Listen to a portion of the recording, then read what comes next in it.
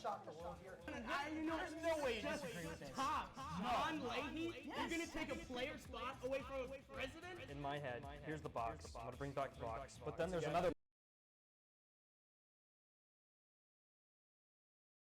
Do that. You can't win games like that. Bobcat breakdown. Bobcat breakdown.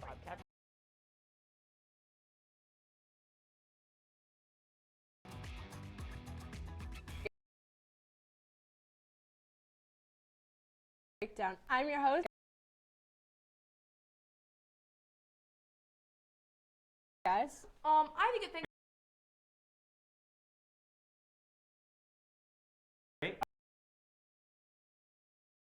Fried chicken.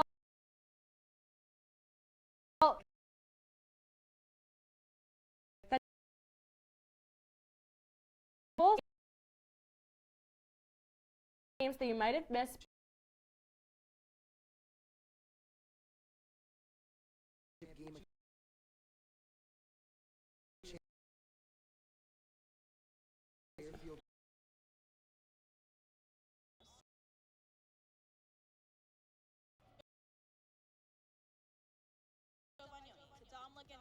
Back to Giovanni, and she'll get it in, but it'll be received. Bailey Brashear. Now we'll see Diaz. She just has to give a free ball over, and then a spike by Maya Walker will win it for the Stags. The Stags run out onto the court right here. That'll be it. From one tournament to the next, and now over to the Nutmeg Classic, where four of the best women's ice hockey teams in the state of Connecticut face off. Quinnipiac taking on UConn in the semifinal round. They would end up winning this game 4-2. Gets a pass. Now it's Nearest. Nearest with ice shot. And she scores! Julia Nearest takes the lead for the Bobcats. With a chance to win their fourth straight Nutmeg Classic, the Bobcats taking on the Yale Bulldogs. Quinnipiac would end up doing just that, would win their fourth straight Nutmeg Classic by a score of 3-0 over Yale in the finals. Cooper now with it. We'll try and bring it inside. Cooper makes a man miss, and she scores! Trips on the celebration, but Cooper a backhanded goal. Rangers won her second straight tournament MVP award as the Bobcats hosted their fourth consecutive Nutmeg Classic, coming off a 68-save weekend. Is it safe to say that Andres will go down as the best goalie in women's hockey history by the end of the season? Brittany, let's start with you. Well, Jackie, I'm going to say Logan Andres is going to go down as one of the best goalies in Quinnipiac history, probably the best goalie. As we said, she's moving up in. She's number 3 now in shutouts. She's a 6-year goalie for the team, so as we saw, 2021, she played 15 games. Last year, she stepped up and played 31 games, and this year, she so far played 17 games. So far, she's a total of 1,674 goals saved. 1,674, that's a lot. How many goals she allowed? Only 164. As you said, this weekend, she had 68 saves, and, I don't know how you compare someone else right now, because, she's a season high of 36 saves, and, she's played in so far a total of 80 games for the Bobcats. So I don't know how you argue that she's not the best goalie. Now, Brittany, I have on my paper right here. No iPad for me today. I got 3 questions in order. Number 1, who won Quinnipiac, the Nutmeg Classic, before Logan Andres? Right? That's the first question for you. But it's a rhetorical one. I'll let you think about it for a second. Number 2, who started in the ECAC playoffs before Logan Andres? Think about it. Number 3, who started in the NCAA tournament before Logan Andres? Brittany, the floor is yours. Who was it? Was it Corinne Schroeder? Hey, Corinne. The calculator. I did a little bit of math, but when you look at Corinne Schroeder's numbers, I think the biggest thing here, Brittany, is she took over from Logan Andres. All of a sudden, Schroeder breaks out as one of the starting goalies for that team, taking all the minutes away from Logan Andres, finalist for the NCAA Women's Goalie of the Year. She scored a goal, too. I don't think Logan Andres has a goal in her Quinnipiac career. She played just 29 games as a grad transfer, 37 goals against, and 6 shutouts across one season. Now, it's time for the calculator. I'm going to have to look down. It's a lot of numbers here, but bear with me here. You said Logan Andres played 80 games. Well, if you take Corinne Schroeder's 1 year and you multiply it by 4, obviously, I'm taking away that first year. Yeah, but you can't say that because she wasn't here all her years. So I'm multiplying, trying to even it out a little bit, right? Okay. So you extend it to 4. I'll give her the first season. Maybe she doesn't play. She is the best goalkeeper in Quinnipiac history, so probably would have played. 116 games she would have played, 24 shutouts. Logan Andres, Only 16 shutouts. But There's an we- 8 shutout difference But here. we can't guarantee that you would have had 24 shutouts as a Bobcat. You're saying hypothetically, right? No. You're saying I think if you're doing the hypothetically. math here, as my pen cap But- falls, if you're doing the math here, it makes sense. Also, It's only your math, though. This isn't real facts. I'm just giving you real facts. You're giving hypothetical things that could have happened. I mean, also, Jackie said 68 saves in one weekend, right? It's impressive. We're like, oh my God, 68 Oh, saves. you're gonna bring up the game she had 70 saves? Yeah, 74 actually. Oh, sorry. But So I think there's a big difference between 74 in one game, 68 in two. I can see what you're fighting, but I just don't agree with that because Logan Andrews has been here all over 6 years. So as a Bobcat goalie that's been the best Bobcat goalie in Quinnipiac history, wouldn't you want Well, someone... who took over from her? Who took the role from Logan Andrews when they were both splitting time? Kat Turner all season was So saying she was a redshirt freshman and Corinne Schroeder was a grad student? We're going to compare freshman to grad student. But if they're splitting time and then all of a sudden one of them breaks out, you're like, I think this one's just a little bit better. So you throw her in. She had one of the best seasons in goal in Quinnipiac hockey history for the Bobcats. So, But that's just one season. You're comparing one season to... well, extend it. Well, Hypothetically you can't extend it. It's hypothetical. We're not doing hypothetical math here. I'm giving you actual stats that show Logan Andrews could move out to be the #1 women's hockey goalie with no shutouts. So I don't understand how you're going to tell me hypothetically she could be there, but she's not there. I think there's a hypothetical Okay. reason. All right. We're not doing math. It's Bobcat Breakdown. It is now time for our first commercial break of the night. When we come back, we will move from the ice to the court as Brittany and Ben debate all things men's and women's basketball. Stay tuned.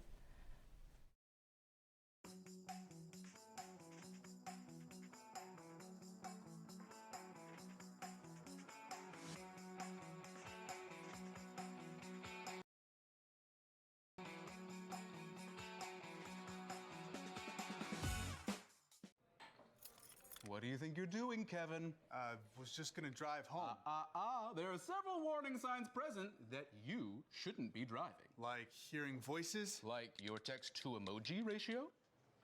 Oh man, the selfies. Selfies.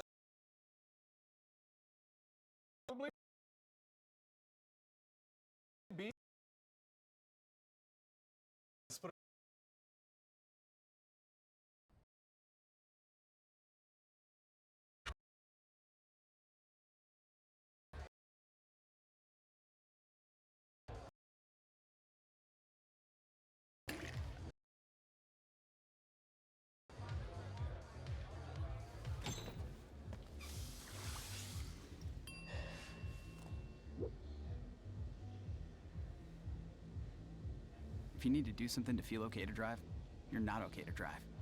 Don't drive buzzed. Multiple studies have shown that marijuana can slow both driver reaction and response time, which can be really dangerous. He's here. He's here. Wait. What? I can't drive. Why? My. Oh.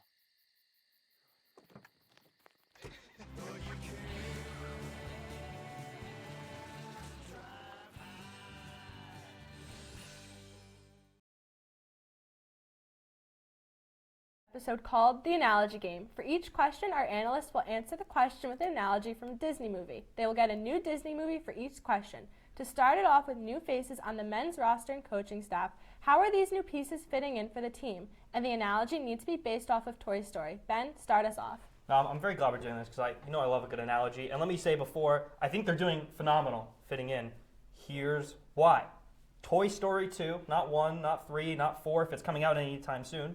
You got some new characters joining the gang. You got Jesse, Bullseye, the Prospector. He's not really in this, but you'll get there in a second. I've got Tom Pecora, and I've got Woody, right? Woody goes out, he finds all these new friends, and he's like, hey, I think I want to bring them back to the gang, get them into Andy's house, really get it going. Reed Favors, Bullseye. Why? Sharpshooter. He's always on the money. I got Amari Tice, and I have Jesse, right? A little feisty, and I think Amari is probably one of the most dominant athletic players in the MAAC, so I think that one goes really well. But there are additions that when Woody brings them back to Andy's house, you're like, I don't know if these two are going to get along. We get that scene where it's really sad, actually, where Buzz goes and he sees Woody, and Woody's like, I think I'm going to stay, right? But they come back. They fit in really well. And by Toy Story 3, which is, I'm comparing it to this season, not the season before, but this season, when they're all together, they're like a tight-knit family. They're doing really well. Amari Tice, second in the points on the team with 11.5. Reed Favors, 18 for 39 from shooting from the three-point line, 46.2%. So pieces that fit really well together. There's a lot of other guys that we saw before, but I think that's a good analogy. I can't wait to hear what you have. All right, Ben. I kind of agree. Yes, the pieces are fitting together, but I think my analogy is a little bit better for you. So I did Toy Story 3. So starting off, we have Matt LeBlanc as Woody. Okay, Politano is Buzz. You know, he's the big guy in the corner. He's getting his jump shots. And then we have Savion Lewis as Rex. He's the glue that's holding his team together. You know, he's the guy making plays. We have J.J. Riggins. He's Ham. You know, he's that extra piece that comes with that bench. You know, big guy getting his points, getting rebounds and stuff. We have Alexis Reyes as Jesse. He's a little feisty when he comes in off the bench. You know, he gets what he needs to get done. You know, he's the Jesse of the team. Then we have Amari Tice. He's the Buttercup, the unicorn in Toy Story 3. You know, he's coming in, making sure everyone gets along, solving problems. Then we have Richie Springs. He's Trixie, the other dinosaur. You know, when he comes on, he's a playmaker. He's able to get these points that they need. Then we have Richard Vaves. He's Mr. Pricklepants the Porcupine. You know, Rehard, when he's on the court, you know, he's like a nice guy, but when he needs to get stuff down, he's a porcupine. He gets the points he needs. Then we have Doug Young. He is Dolly, the doll that, you know, kind of comes in, you know, takes control when Savion Lewis isn't on the court. So I don't know. I agree that we're both saying that they agree, but I think Tom Pecora is actually Bonnie because Bonnie make sure all the toys get together along. So Bonnie is the controller. She's leading the team, and Tom Pecora is leading the team to these wins. Well, great analogies, guys. Now on to the next question. After watching Savion Lewis play in his first 6 games, he leads the NCAA Division I men's basketball in assists per game with 8.2. Looking at his high level of play along with his numbers thus far, we wanted to ask how important is Savion Lewis to the team? And for this question, the analogy is based on the Lion King. Brittany, let's hear your analogy first. So, Ben, I think Savion Lewis is pretty important to the team. He's like the glue. He's the point guard. So I'm comparing him to Simba, you know. Pumbaa and Timon is Matt LeBlanc and Politano. Politano is Pumbaa, you know, he's the big guy in the court. And Timon's Matt LeBlanc, you know, the guy always talking, commanding the court, trying to get stuff done. And the duo is helping their point guards, you know.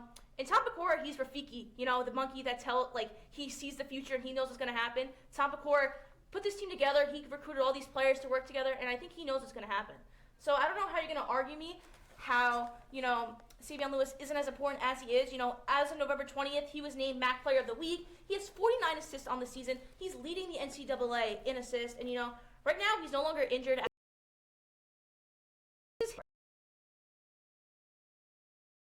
I need to take a second to really collect myself, and I've learned that maybe when I do my analogies on the show, it kind of confuses people a little bit, because right now I'm lost, but I got to get back on track on mine, which is even better. I've gone Lion King 1.5. Now, Brittany, do you know the cast that's in Lion King 1.5? I don't think most people don't know Lion King 1.5. It's not as popular as 1 or 2. So I've gone Savion Lewis, and I've gone Peter Pan in the Lion King 1.5. So at the beginning of the movie, they're all in the movie theater and they're watching, right? And Peter Pan flies over. They're like, what? That's weird. What's Peter Pan doing there? And he just sits back and he watches the movie, right? The movie is this season. And you're coming in the season and you're like, well, Savion Lewis coming off a lot of injuries. You don't really know if he's going to perform. He's still on the team, but there's a few questions around him, right? But Peter Pan, Savion Lewis, I'm getting the two mixed up because they're so comparable.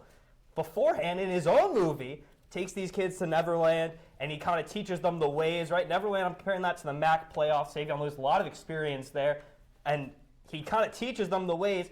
Savion Lewis comes back this year, and in your head right now, I know what you're thinking. You're thinking, wait a minute, Peter Pan, Lion King, you're ingrained and you're thinking Peter Pan and Lion King, it's already connected, right? Then all of a sudden, the movie is about him. He's not watching the movie. The camera is on him watching the movie. Savion Lewis takes a role as the main player in that movie, main player in the game. That's a good one. I don't know about the Lion King 1.5, but our last question. The men's basketball team went 5-1 during non-conference play, while the women's team has gone 1-4 so far in non-conference play.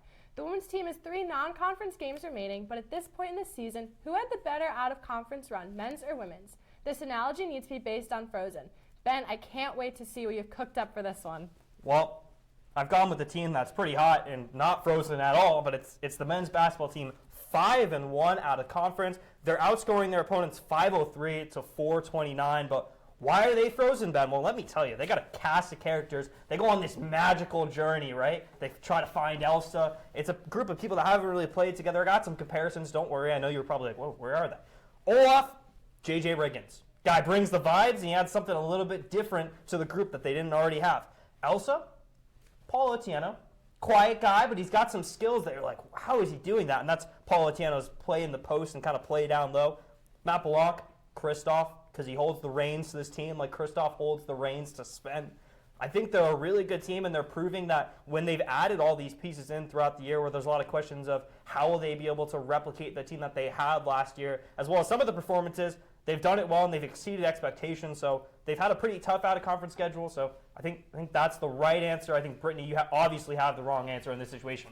Ben, I don't even know how you made that analogy with the men's basketball team. Your answers didn't even compare with each other. But I'm going to have to take the women's basketball team had a better preseason beforehand. Sure, they're 1-4, but that's a bad representation on how they're doing. They are a new team, but the older players have to bring more to the game, and the newer players are actually making really an impact. We have Anna Foley in the home opener game against Maine. The rookie, she scored 21 points to be in her first college game by a rookie in Division I history. So my analogy is Trish Fabry, Coach Fabry, she's Elsa. She has the powers on the team. She's making the moves. She's in control. Then we have Anna, she's Jackie Grisdale. Jackie Grisdale's second lead character, leading the team, listening to Elsa and working together.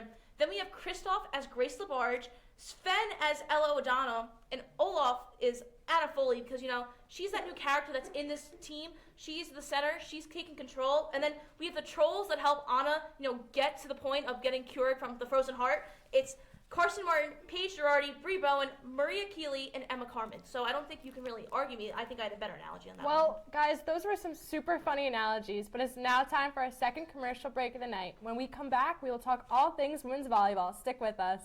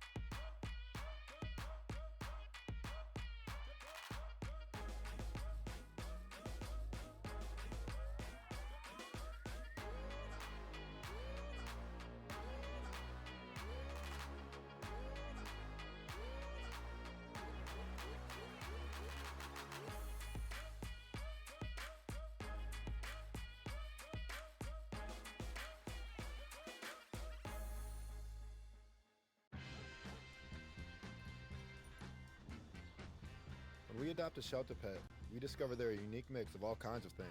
Come on, Drew, spotlight on this last one. There it is.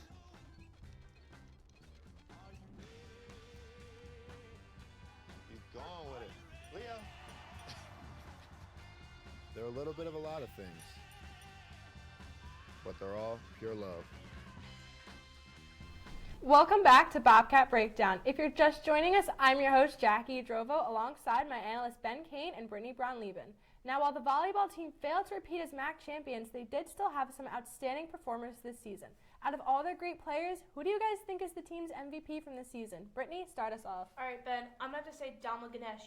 She was the MAAC setter of the year. She had 1,075 total assists on the season. That is crazy. And I also think she's the MVP of this team because she's the only setter that consistently plays on this team.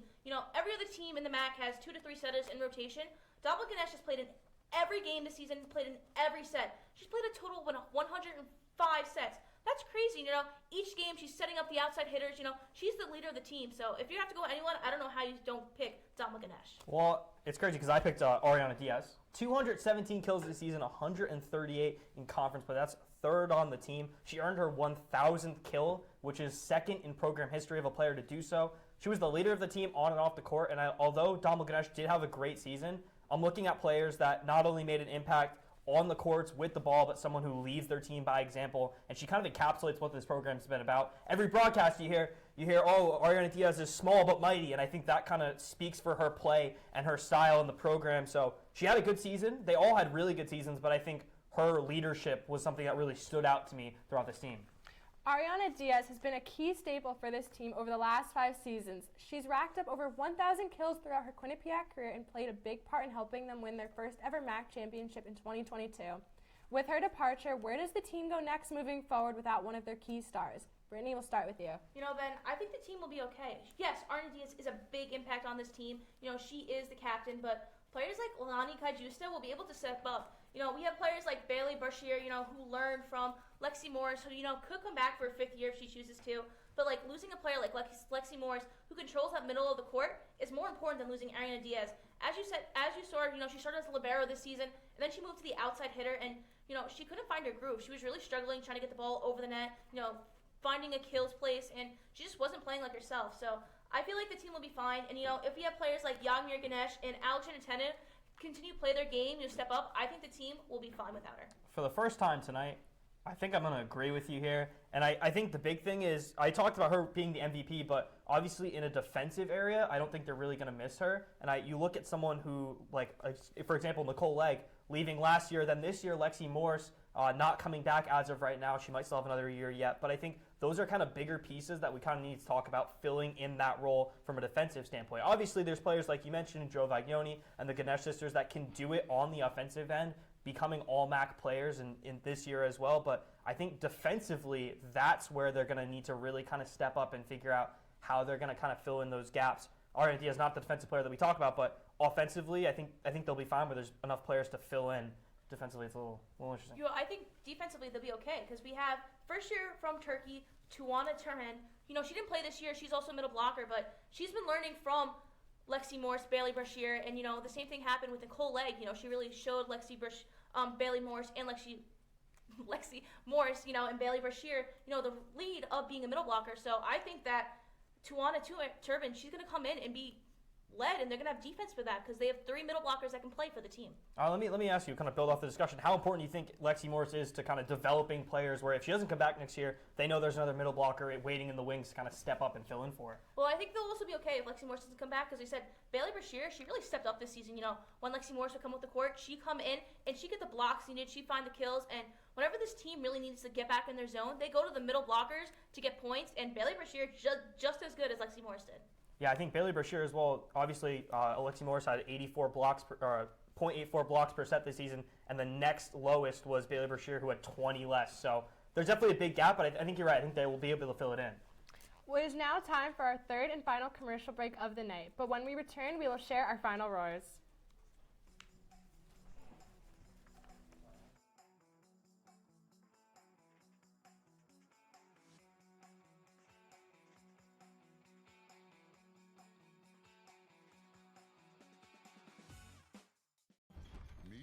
The Scan, a simple procedure whose mission is to detect lung cancer early.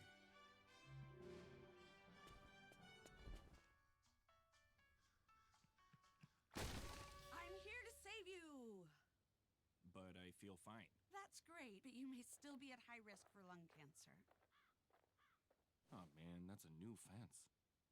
If you smoke, early detection could save your life. Learn more at savedbythescan.org. I think it's just vapor with flavor. It won't hurt my kid like cigarettes, right? Vaping is safer than smoking, isn't it? There's really not even that much nicotine in them, right? My kid? My kid knows it's dangerous. Get your head out of the cloud. Today, nearly 8,000 kids will start vaping, maybe even yours. Learn about the dangers at talkaboutvaping.org. I don't think that many kids in my son's school even do it.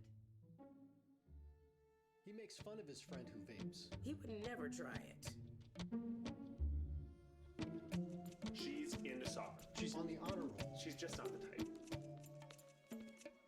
No way. No way. No way. No way, my kid would never vape.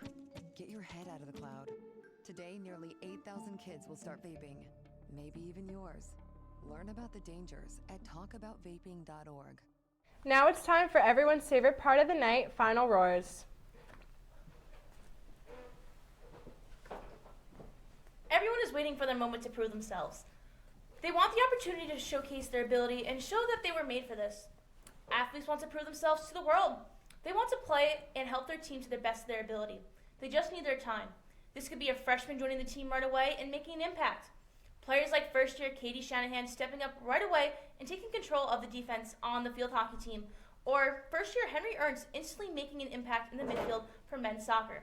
This doesn't only apply to first years on teams. Even veteran players like Alexander Tennant and Emily Vandervliet have been able to seize their opportunities this year.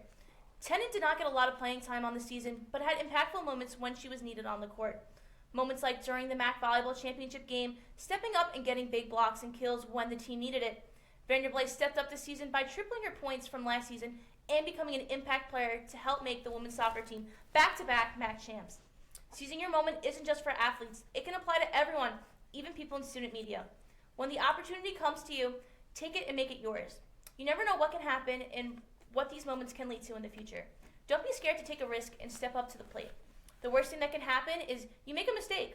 All I'm trying to say here is that when your moment comes for you, make it yours. Now, a journalist has two jobs: report in an unbiased way and tell the truth. What seems like an easy list of rules to follow has now become completely jaded. Stories are coming out left and right of journalists and publications faking news. It's a story that's sweeping the nation, but why are we talking about it on Bobcat Breakdown? While still students, we not only are reporting on news and athletics across campus, but people our age as well. It's easy for one lie or one piece of misinformation to ruin someone's reputation. I've come on here countless times to preach making mistakes in college, but now more than ever, this stands true. Building up a reputation starts the moment you enter college. The idea of networking is ingrained into our heads during our first communications classes, but that's most likely where your first job is going to come from. Treat your college media experience like the real world. Yes, it's more than okay to try things and slip up, but make sure that you're still following those two simple rules of remaining unbiased and telling the truth. There's a difference between making a typo and misquoting a source. Take college to learn the necessary skills and processes of how to act as a journalist. Use your internships and part-time jobs as ways to test what you might need to improve, and come back and try again if you do this. Then, by the time you enter the real world, you'll be more than prepared for what's thrown at you. Even in general, just be honest. If you're struggling and need help, or just have a question, ask someone around you if you don't think you know it or don't need help. Creating that habit of not needing help may seem cool at first, but when you enter the workforce and have never had someone to rely on, that's when these mistakes can happen and become glaringly obvious. Now, I know this show has been all about analogies, but I'll leave you with one more. College is like a lemon. When life gives you lemons, you make lemonade to the best of your abilities. Spend your time here wisely and treasure every moment of this bubble we all live in. When we think of the holidays, we think of family. The holidays are notably a time when we are with families celebrating. But what about those who are unable to go home? The colder months are peak season for Quinnipiac's winter sports. These 4 teams play throughout the holidays and semester breaks and unfortunately miss out on time with their relatives, but they are still with family. As someone who enjoys watching these athletes play, it is hard to miss the love they have for each other. These 4 teams share a bond like no other, which makes up for the lack of time they might get to be home. From the coaching and athletic staff, the winter sports teams have a family and a place to call home whenever the holidays roll around. This is not to say that fall and spring athletes do not share the same bond with their team, because they most definitely do. It is not only important to these athletes that they get to be with their teams, but to also celebrate their achievements. Over Thanksgiving break, the women beating Yale 3-0. Though many of us were still probably with our relatives, these athletes were practicing and competing on the ice to bring the trophy back to Hamden. Family means a lot of different things depending on who you ask. It can be friends, go home. It can also definitely mean the Bobcat community. Well, guys, that's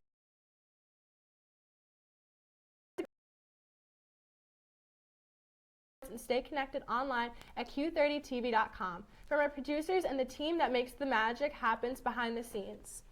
So guys, before we go, what do you think the best matchups over Thanksgiving break were? Brittany, I think I know your answer, so I'll let you start. I'm going to say the MAAC Volleyball Championship game. We had Fairfield versus Quinnipiac. I thought it was great. It was a lot of fun to call and be around with all student media and getting to go to the game right down the road. So I thought that was the best matchup. I'm going to say men's basketball versus Albany. It was at the beginning of break, but it was a really fun game where you saw a lot of different guys playing, and you saw them play a different system of pick and roll with Savion Lewis, Paul Atieno. It was magic. It was the magic of the MAAC, but they weren't in the MAAC yet. Was it all the pieces fitting together? Some would say all the pieces fit together. He's been Ben Kane. She's Brittany Brown-Lieben. I'm Jackie Adrobo. This has been Bobcat Breakdown. Good night, Bobcats.